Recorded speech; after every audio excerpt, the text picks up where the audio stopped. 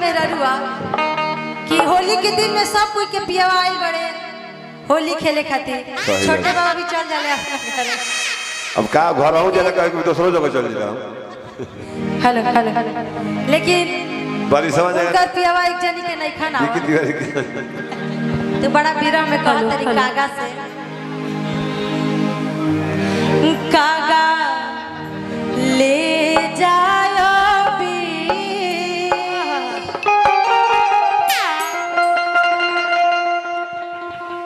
केकरा के कहते बहुत होने लगे। मेरा रुआ अपना पति से कहती है बाबू। अरे है ना पति से शुरू कहे कहते होने का कहता अरे पति ना भाई हम तो आरा करे की कहत कि कागा ले जाओ